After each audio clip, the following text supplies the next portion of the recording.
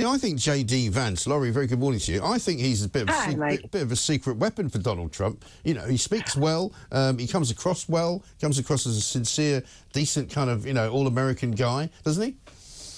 Well, look, I think he did pretty well last night, and I think most commentators are saying he was the winner, and I'd probably give it to him, but only because expectations were pretty low. Remember, we're only a couple of weeks away from Vance calling all of the Democrats crazy cat people, childless cat people, and this is a man, JD Vance, who actually said, look, it's not really true that Haitian immigrants in Ohio are eating pets, but I've got to perpetuate this lie to tell you how bad things are. So this is part of. But they've sort of used that rather cleverly, haven't they? They've used that as a kind of pointer, as if you like, to the problems in that part of the US, because there are problems as a result of the immigration. You know, the cats thing might have just been a red herring, if you don't mind me using different animal analogies. I don't know. I think that Vance, look, when he was first appointed, I was surprised, but he does speak incredibly well. He really is a very polished speaker.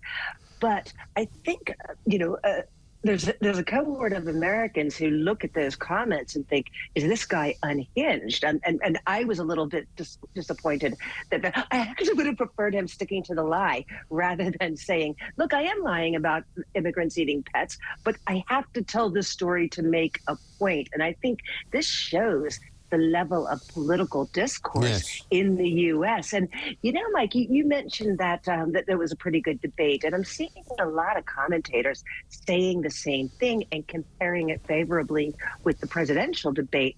Mike, I can't believe you made me stay up and watch that thing. I was actually incredibly disappointed in the degree of policy discourse, and I think this, again, there hasn't been any, really, has there? Absolutely not. I was so very disappointed. And I thought this debate, both of the candidates turned every question into their talking points rather than answering questions. And I thought the moderation was quite poor.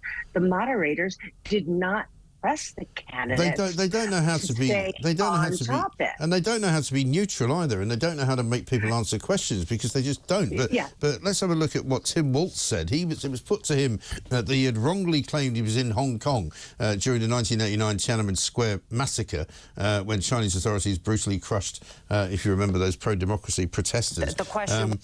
And basically, he said that he was in China, and then he kind of fudged it and said maybe he was in Hong Kong. Let's have a look at what he answered here.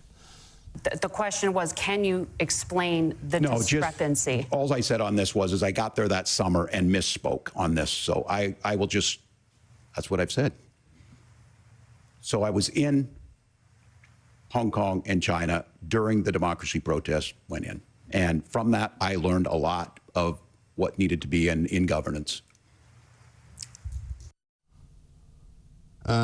That's not the same as being in Tiananmen Square. No, absolutely laughable. And remember, Waltz also talked about, or sort of implied that he had seen combat when he was a National Guardsman in Iraq. And we found out that that wasn't the case at all. No. And also this phrase, I misspoke.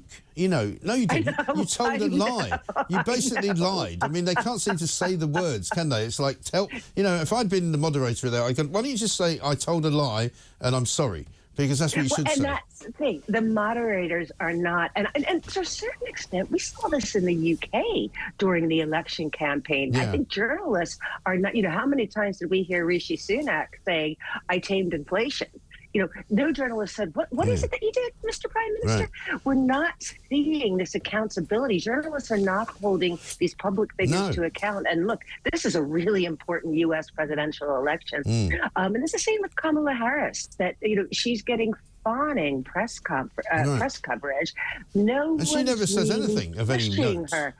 No, she doesn't. And I'm, you know, look, I'm torn here, Mike, and I spent a lot of time thinking about it. Maybe Americans don't want to hear about policy. You know, Hillary Clinton was a complete policy geek, right? And it didn't win her the presidency. So unfortunately, maybe I'm alone here. Individual as well, but there we are.